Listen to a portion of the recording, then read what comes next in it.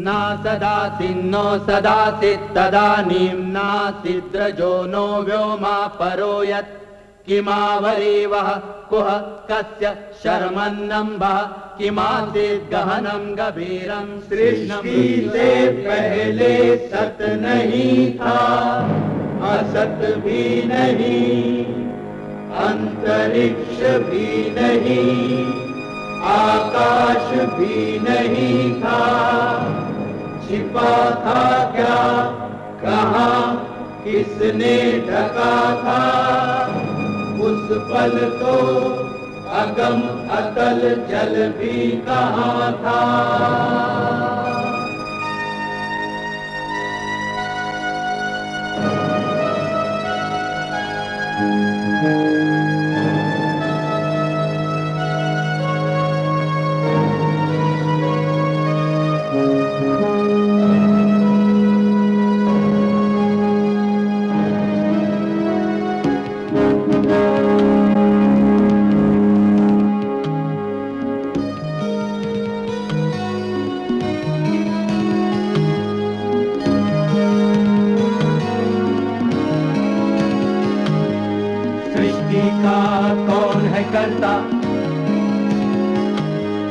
करता है वा अकर्ता, ऊंचे आकाश में रहता, सदा अध्यक्ष बना रहता, वही सचमुच में जानता या नहीं भी जानता है, किसी को नहीं पता, नहीं पता, नहीं है पता, नहीं है पता।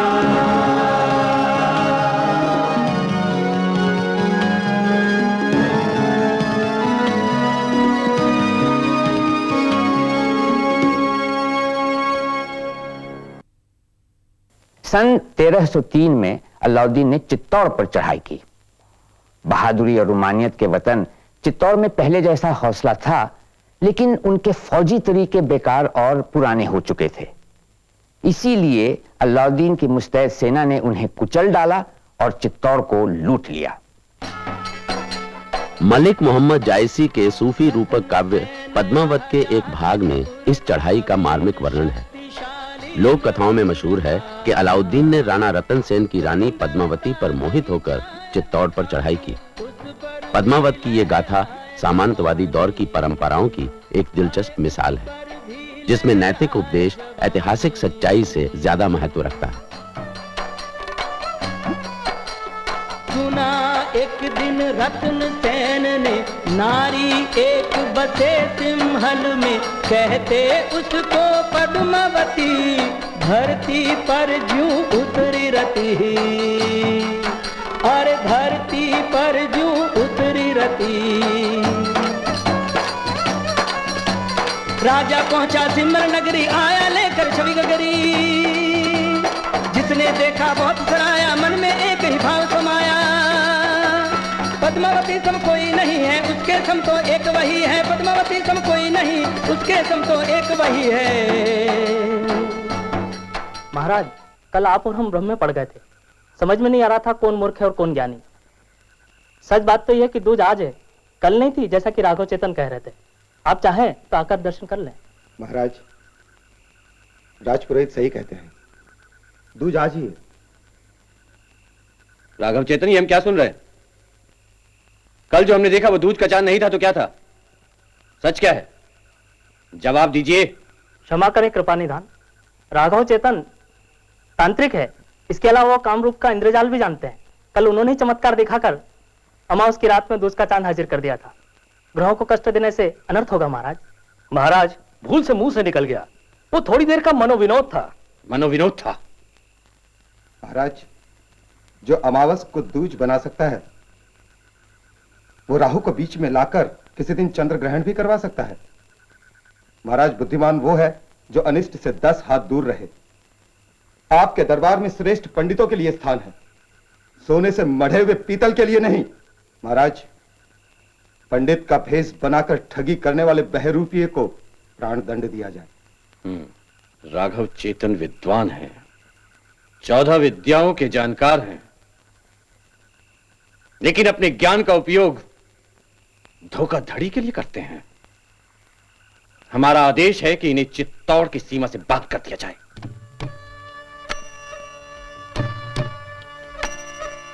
पद्मावती ने जब ये जाना, हुई प्रबल चिंताएं नाना।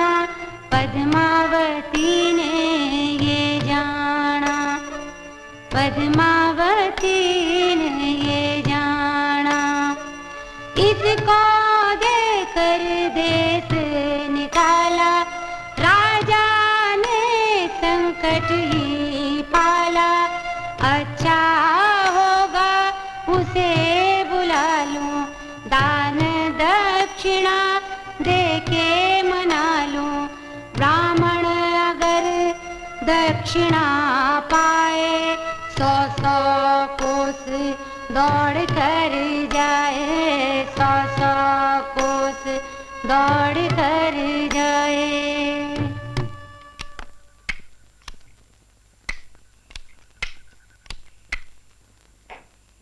पंडित जी, महाराज की बातें महाराज ही जाने, पर मुझे आपकी विद्या पे विश्वास है। मेरी शनि की दशा चल रही है और उसके प्रभाव से आप ही मुझे बचा सकते हैं। कुछ ऐसा मंत्र तंत्र कीजिए कि हमारे लिए खतरा न हो।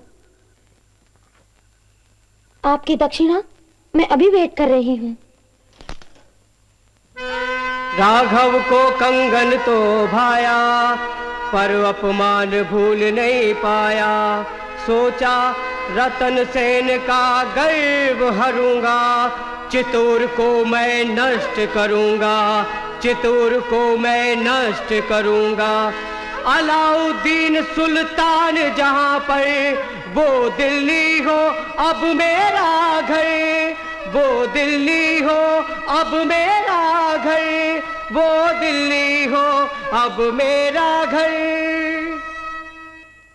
सदा छत्र सुख छा पाओ, दूधो नहाओ पूतो फलो। कहां से आते हो फकीर? किस सिमत में जाना है? हम तो रमते राम है सुल्तान, रुके तो रुक गए, चले तो चल दिए। आपका नाम सुना तो आपकी ओर बढ़ गए। फिर भी कोई ठिकाना तो होगा? है, पेड़ों की छाह तले पत्थर की गद्दी पर। पेड़ों की छां तले पत्थर की गद्दी पर बैठने वाला फकीर बाह में बेशकीमती कंगन नहीं पहनता, हीरे जवाहरात से जड़ा हुआ। कौन हो तुम? किस मकसद से यहां दाखिल हुए हो? दुर्भाग्य का मारा हुआ हूं सुल्तान। मैं राघव चेतन हूं। कभी चित्तौड़गढ़ के राजा रतन सेन का राज पंडित हुआ करता था, लेकिन आजकल दर दर की ठोकरें खा रहा हूं। रतन सेन ने मुझे बिला वजह देश निकाला दे दिया। मैं हुजूर की शरण में आया हूं। कैसा है राजा रतन सेन? नाम का रतन है सुल्तान, वैसे ठीकरे से बदतर है। खुशामदियों से घिरा रहता है, और बहादुर ऐसा कि उसकी तलवार कभी उसके म्यान से बाहर ही नहीं निकलती। बेहिसाब दौलत का मालिक है, और अय्याश ऐसा कि अपने अंतःपुर से कभी बाहर ही नहीं निकलना चाहता। तो राजा नहीं, राजा के नाम पर लगाए कलंक है। निकाले गए हो इसलिए अपने मालिक को जलील कर रहे हो? जमीर फरोश दिखते हो। बहरहाल, हमारी दिल्ली में कैसे आना हुआ? चित्तौड़ पर चढ़ाई करें हुजूर, और जुल्मी रतन सेन का खात्मा कर दे। वहां आपको एक से बढ़कर एक नायाब चीजें हासिल होंगी, और सबसे बड़ी चीज रतन सेन की रानी पद्मावती। बहुत नासमझ लगते हो। पद्मावती, अरे अगर हमारी 1600 बेगमों में से किसी एक की लौंडी को भी देख लोगे तो नमक की मानिंद पिघल जाओगे। पद्मावती। हे सुल्तान कभी ना देखी रे, सुल्तान कभी ना देखी तुमने पद्मावती सरी की है सुल्तान। हे सुल्तान कभी ना देखी रे, सुल्तान कभी ना देखी तुमने पद्मावती सरी की है सुल्तान। नयन की जिसके जहर की बाती, नयन की जैसे जहर की बाती, नागिने अलग पलक में जाती है सुल्तान। माणिक अधर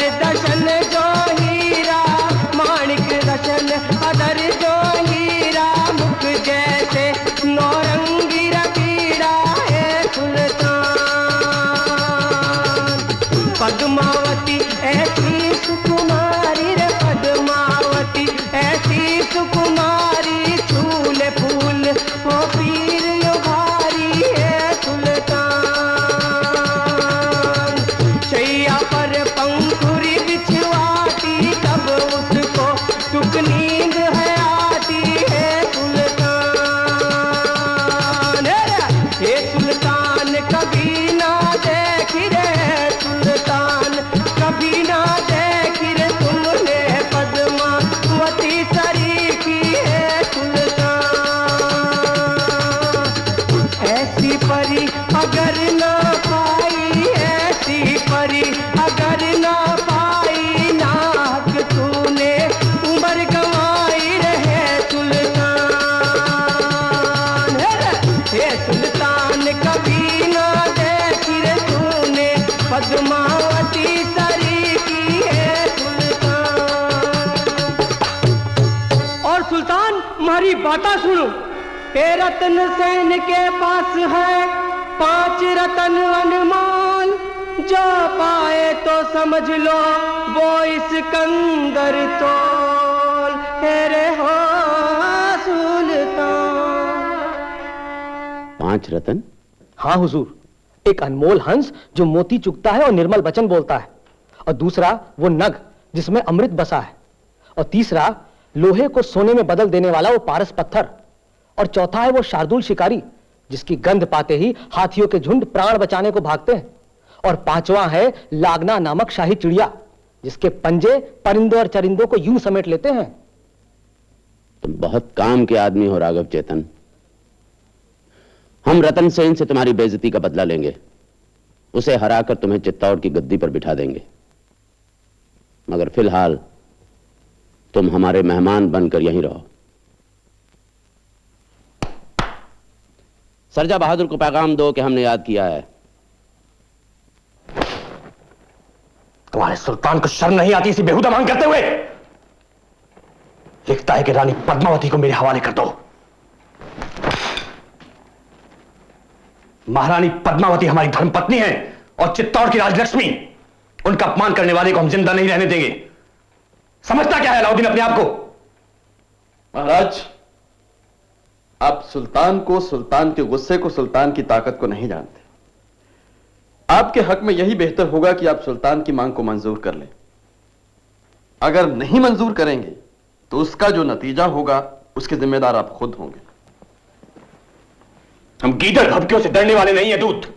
हमारी भुजाओं में बल है और तलवार में पानी। जाकर कह दो अपने नापाक यादों वाले सुल्तान से कि अगर उसने चित्तौड़ की तरफ नजर उठाकर देखा भी तो हम उसकी हस्ती मिटा देंगे। महाराज, कहना आसान होता है, कर दिखाना नामुमकिन। सुल्तान अगर फूंक भी मार दे तो आपका चित्तौड़गढ़ ढह जाएगा और आपकी फौजें पानी में तिनके की तरह बह जाएंगी। हमारा चित्तौड़ कागज का नहीं बना है सरजा। तो उसका एक एक पत्थर हमारे संकल्प की तरह दृढ़ है और उसका एक एक सिपाही यमराज से भिड़ने को तैयार। तो आप नाहक जान देने पर आमादा हैं। जाकर कह दो अपने यमन से कि अगर हमारी लाश पर पांव रखकर भी उसने चित्तौड़ में घुसने की हिम्मत की तो महारानी का नाखून तक नहीं देख पाएगा। आपकी मर्जी महाराज, मगर आप खुद न्योता दे रहे हैं अपनी मौत को, चित्तौड़ की तबाही को, कुल बर्बादी को। महाराज, अब आपसे मुलाकात होगी मैदाने जंग में। अवश्य सरजा, लेकिन ध्यान रहे अपने बीवी बच्चों से अलविदा कहकर आना।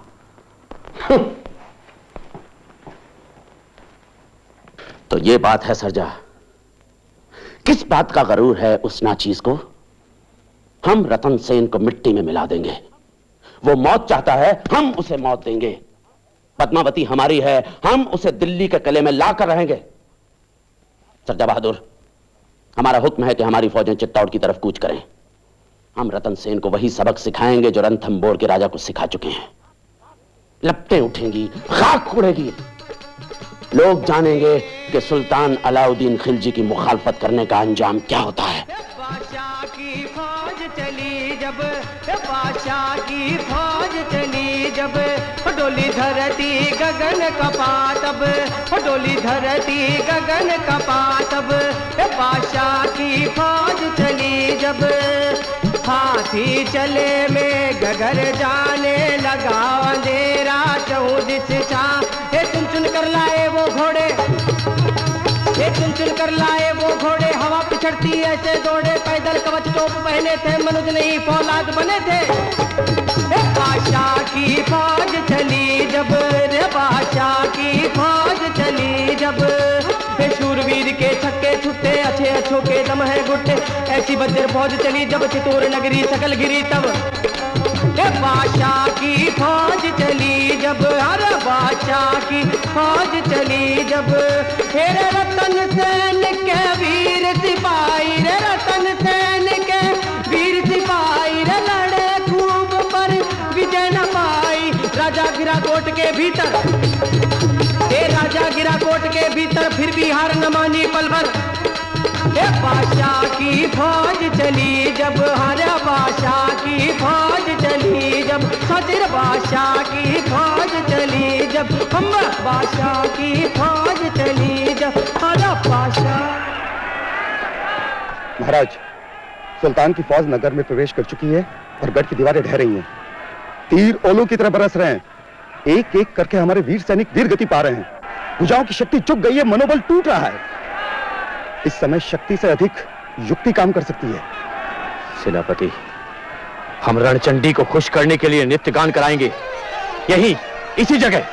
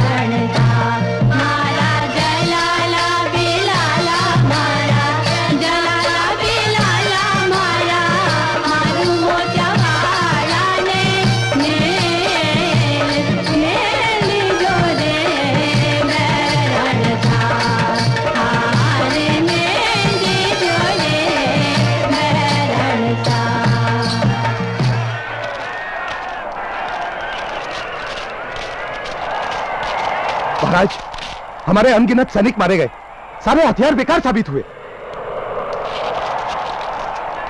जैसे जैसे समय बीतता जाता है, विजय की आशा दूर होती जा रही है। सुल्तान ने हमारे गढ़ को चारों ओर से बांध लिया है और हम सब ओर से घिर गए हैं। अब हमारी हार पक्की है। जीतना तो एक और, सुरक्षा का भी हमारे कोई उपाय नहीं रहा। महाराज, अब तो सिर्फ एक ही उपाय नजर आता है। विजय का निरत गीत तो हम गा चुके, अब तो लहू से फाक खेलकर होली जलानी है। आपकी सलाह भी उचित है। कल हम सर में धूल डालकर साका करेंगे। हुजूर, मंगोलों ने जो पहले पीठ दिखाकर भागे थे, अब आंख दिखाकर चढ़ाई शुरू कर दी है। हमारी चौकियों को जीतकर दिल्ली को घेर लिया है। हुजूर, अगर हमारी फौजें फौरन दिल्ली की तरफ कूच ना करें तो दिल्ली भी हमारे हाथ से जाती रहेगी। तुम जा सकते हो। सरजा, हमने चित्तौड़ में बहुत वक्त गंवा दिया है। हालात को देखते हुए हमें फौरन दिल्ली लौटना होगा। हमें रंज इस बात का है कि ना तो हमने चित्तौड़ के किले पर फतेह हासिल की और ना रानी पद्मावती को पा सके। क्या हमें खाली हाथ लौटना होगा? ये हमारी शिकस्त होगी। कमबख्त मंगोल! सुल्तान, अगर इजाजत दें तो अर्ज करूं। बोलिए। क्यों ना हम रतन सेन से सुलह कर लें? सुलह? उस डरपोक से? गुस्ताखी माफ हजूर। ये सुलह तो रतन सेन को गाफिल करने की खातिर होगी। वो बेखबर रहेगा और हम उसे गिरफ्तार कर लेंगे। उस हालत में रानी पद्मावती बगैर लड़ाई के हमारे हाथ लग जाए। सरजा, तुम हमें फरेब का खेल खेलने की नसीहत दे रहे हो? लड़ाई जीतने के लिए होती है हजूर।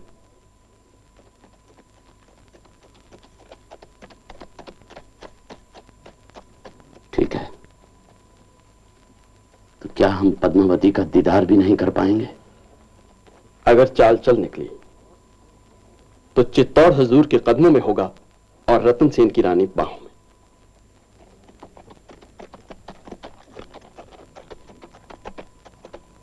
महाराज, सुल्तान ने आपको पिंजरे में कैद चिड़िया तो बना ही दिया है।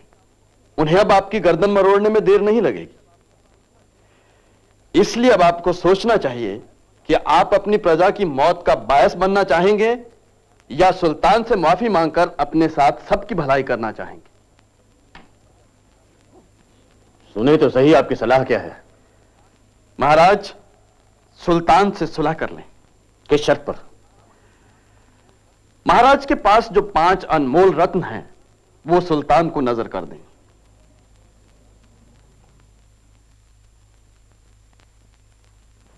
थोड़ी देर के लिए मान लिया, दूसरी शर्त क्या है? दूसरी शर्त यह है महाराज कि रानी पद्मावती के दर्शन एक बार सुल्तान को। हरगिज़ नहीं।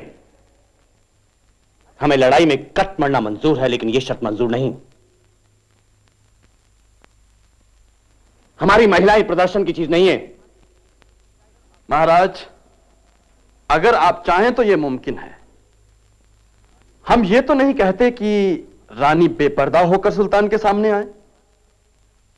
वो सिर्फ इतना चाहते हैं कि महारानी पोशीदा तौर पर देख भर जाएं। इससे ज्यादा वो और कुछ नहीं चाहते।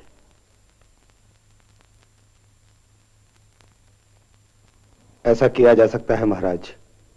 इससे बात भी बन जाएगी और हमारे सम्मान को आंच भी नहीं आएगी। आंच भी नहीं आएगी या वो जलकर भस्म हो जाएगा? क्षमा करें महाराज, लेकिन जब सब कुछ लुट रहा हो तो 1/4 को बचा लेने में ही बुद्धिमानी है। फिर आप जैसी आज्ञा दें।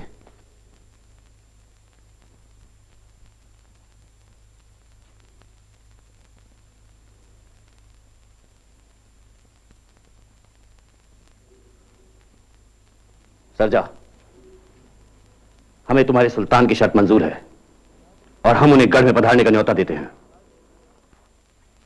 महाराज की दूरंदेशी काबिल तारीफ है। हमें खुशी है कि आपके और सुल्तान के अंदर कोई रंजिश नहीं रहेगी।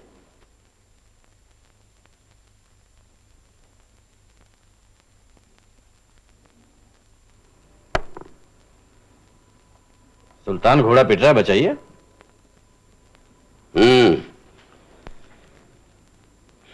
हम भी आपके गढ़ में घुस गए हैं। लीजिए। सुल्तान के खिदमत में बीड़ा पेश किया जाए।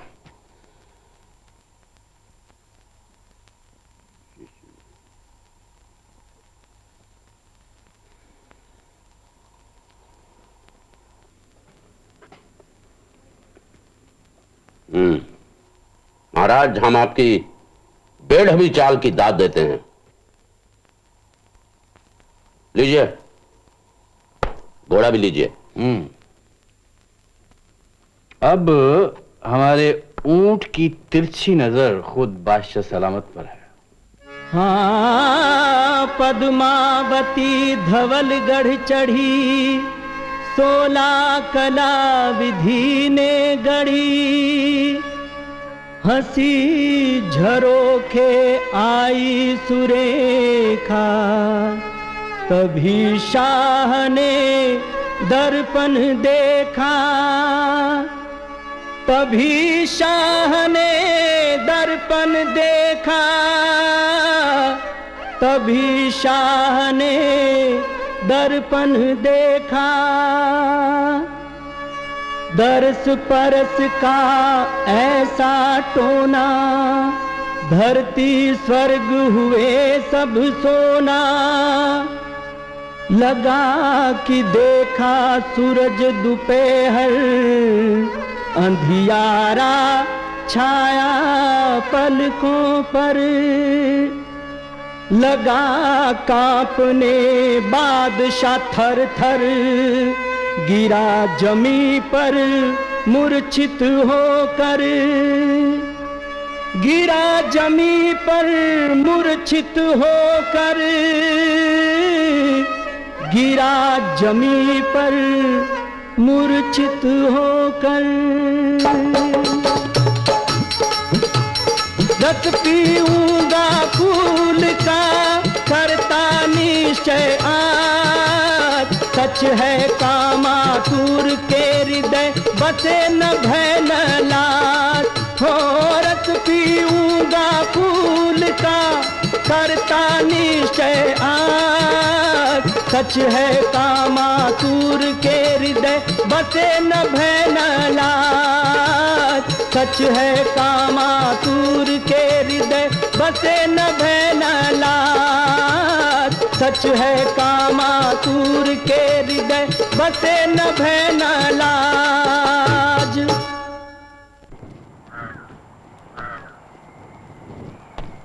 महाराज, आपने तो किले के भीतर पूरा शहर बसाया हुआ है। ताल तालाब, बाग बगीचे, लगता है जैसे बहिष्ट में आ गए हों। यहां से जाने को मन ही नहीं हो रहा। बहुत खूब, बहुत खूब। आपकी ज्यादा नवाजी है सुल्तान। इतना लजीज खाना हमने आज तक नहीं खाया। मन करता है आपके बावर्ची को चुरा कर ले जाएं। आप ही का है वो। हमें आपकी दोस्ती पर नाज है। आप चित्तौड़ को संभालें। चित्तौड़ आपका है, आप ही का रहेगा। बल्कि तोहफे में हम आपको मांडोगढ़ और चंदेरी भी देते हैं।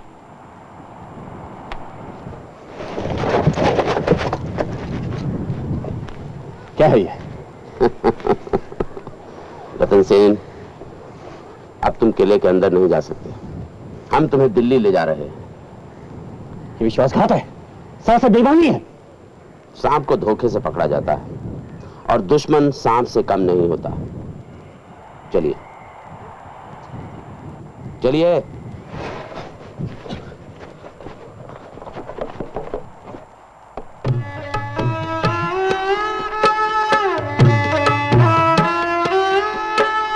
पद्मावती बिना कंता दुहेली, बिन जल सूखे कमल की बेली, गहरी प्रीत सो मुझको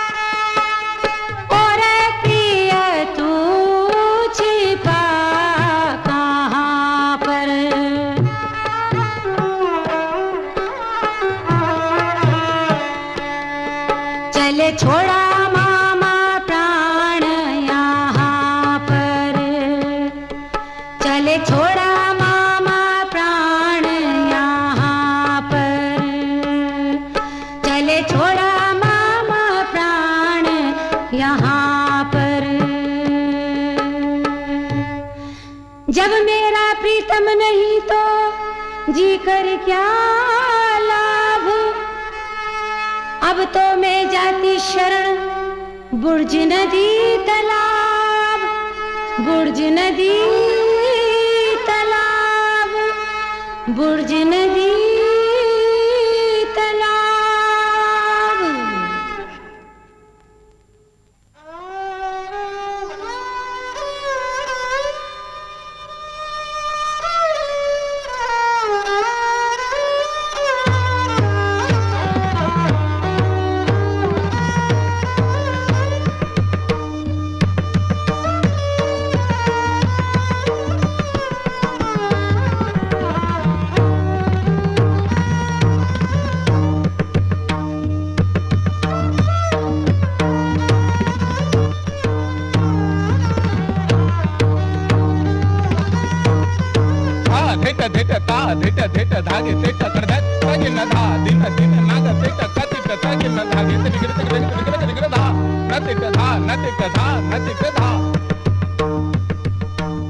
हुजूर, आज 4 महीने गुजर गए।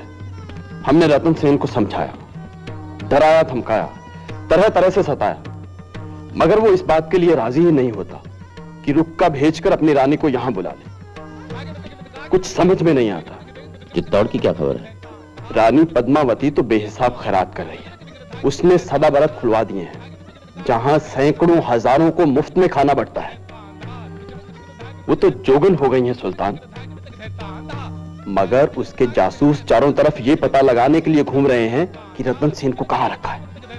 एक जासूस तो पकड़ा भी गया है। इधर आओ।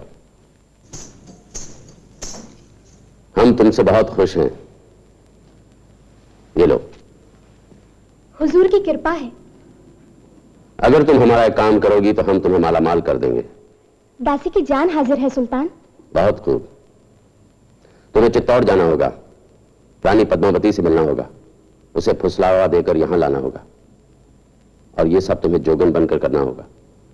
कर पाओगी? हुजूर की दया बनी रहे, मैं जान लड़ा दूंगी। महारानी, एक जोगन आई है, ना कुछ बोलती है ना कुछ कहती है, बस आंसू बहा रही है। जा बुला ला।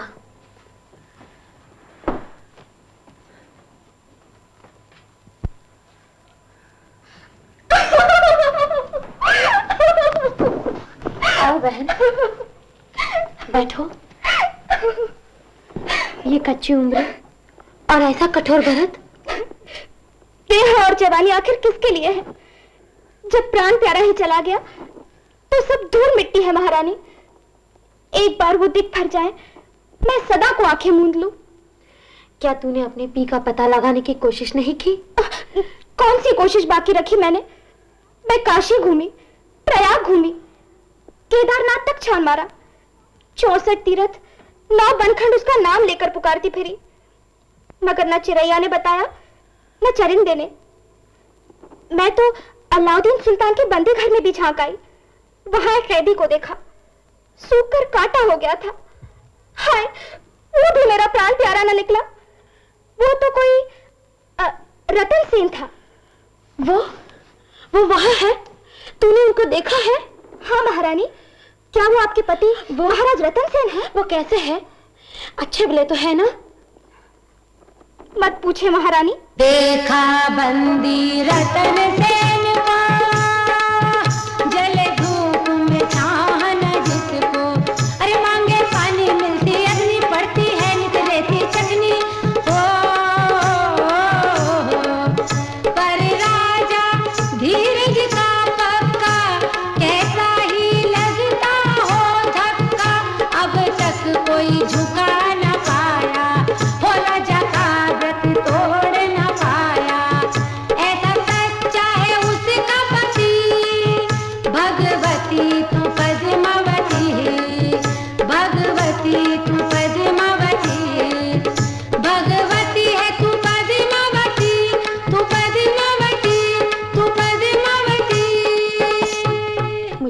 चल, मैं जोगन बन के जाऊंगी। मैं उनके अभाव में नहीं जी सकती। मुझे वहां ले चल, अभी, इसी समय।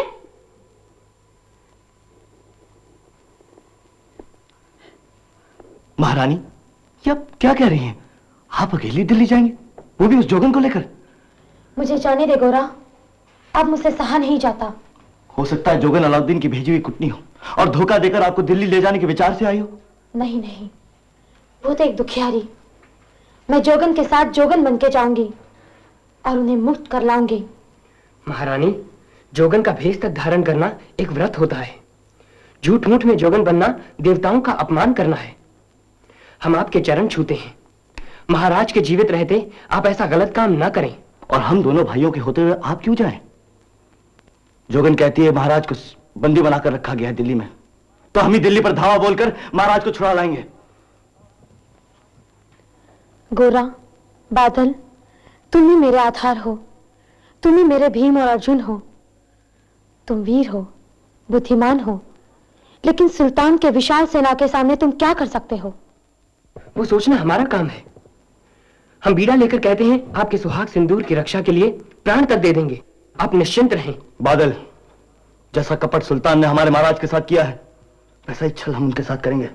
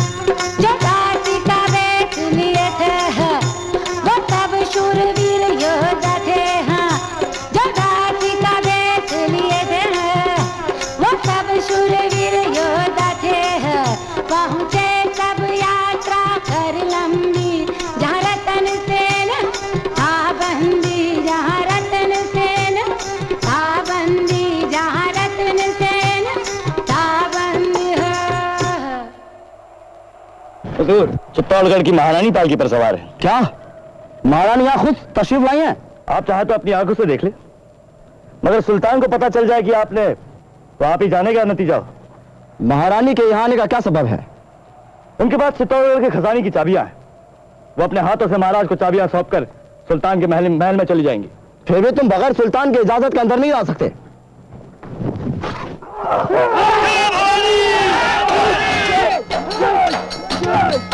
ये लूलूदार पहुंचा बंदी घर, रत्न जहन को मुक्ति दिलाकर। अरे दौड़ा राजा को वह लेकर, जहां खड़ा था बादल छिप कर। दोनों घोड़े पर सवार हो, उड़े कि ना उन पर प्रहार हो। गोरा ने तलवार संभाली, बोले योद्धा जय जय काली। बोले योद्धा जय जय काली। हुई लड़ाई घमासान थी, आन बान की अलग शान थी। मोहम्मद बिन तुगलक, जो अलाउद्दीन की मौत के कुछ साल बाद गद्दी पर बैठा, शायद अलाउद्दीन से प्रेरणा लेकर एक केंद्रित हिंदुस्तानी निजाम कायम करना चाहता था। इतिहास में वो एक विवादास्पद व्यक्ति माना जाता है। कुछ लोग उसे आदर्शवादी और दूरंदेश मानते हैं, कुछ उसे पागल मानते हैं। ये दीवाना सुल्तान 25 साल यानी 1351 ईस्वी तक हुकूमत करता रहा। हैरत होती है कि अवाम अपने शासकों की बदमाशी, जुल्म और अयोग्यता को किस हद तक बर्दाश्त कर सकती है।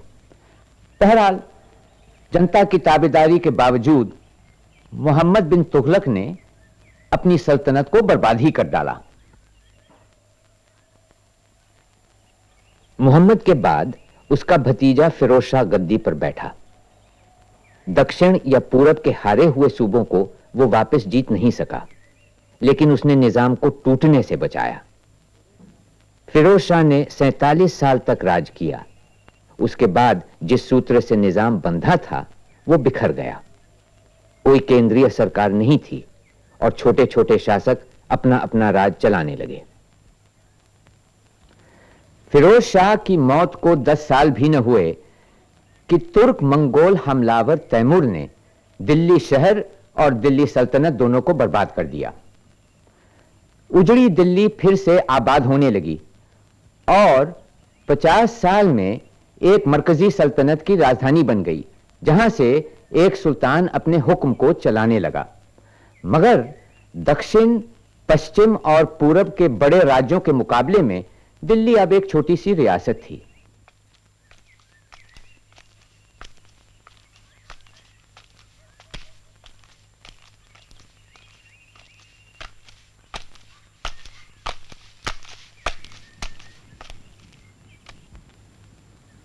इस दौर को मुस्लिम दौर कहना उतना ही गलत होगा जितना बरतानियों के आने को ईसाई दौर। इस्लाम ने हिंदुस्तान पर हमला नहीं किया, वो तो कई सदियों पहले आया था। एक तुर्की हमला हुआ, एक तुर्क अफगान हमला हुआ और फिर एक तुर्क मंगोल या मुगल हमला हुआ। बाद वाले 2 हमले महत्वपूर्ण साबित हुए। अफगान को तो हम एक सरहदी हिंदुस्तानी गिरोह मान सकते हैं और उनके दौर को हिंद अफगान दौर कहना चाहिए। अपनी इच्छा से या हालात के वजह से तुर्क अफगान शासक और उनके साथ आने वाले हिंदुस्तान में घुल मिल गए। उनके खानदान पूरी तरह हिंदुस्तानी हो गए। इस मुल्क में उनकी जड़ें जम गईं और वो हिंदुस्तान को अपना वतन और बाकी दुनिया को विदेश समझने लगे। हिरण्यगर्भात् समवर्तताग्रे भूतस्य जातः पतिरेक आसीत् सदाधार पृथिवीं द्यामुते मां कस्मै देवाय हविषा विधेम। वह था हिरण्यगर्भ सृष्टि से पहले विद्यमान, वही तो सारे भूत जात का स्वामी महान, जो है अस्तित्वमान धरती आसमान धारण कर। ऐसे किस देवता की उपासना करें हम हवि देकर, जिसके बल पर तेजोमय है अंबर, पृथ्वी हरी भरी स्थापित सिर, स्वर्ग और सूरज भी स्थिर। ऐसे किस देवता की उपासना करें हम हवि देकर। गर्भ में अपने अग्नि धारण कर पैदा कर, व्यापा था जल इधर उधर नीचे ऊपर, जगा जो देवों का एकमेव प्राण बनकर। ऐसे किस देवता की उपासना करें हम हवि देकर। ओ सृष्टि निर्माता स्वर्ग रचयिता पूर्वज रक्षा कर, सत्य धर्म पालक अतुल जल नियामक रक्षा कर। फैली है दिशाएं बाहु जैसी उसकी सब में सब पर, ऐसे ही देवता की उपासना करें हम हवि देकर। ऐसे ही देवता की उपासना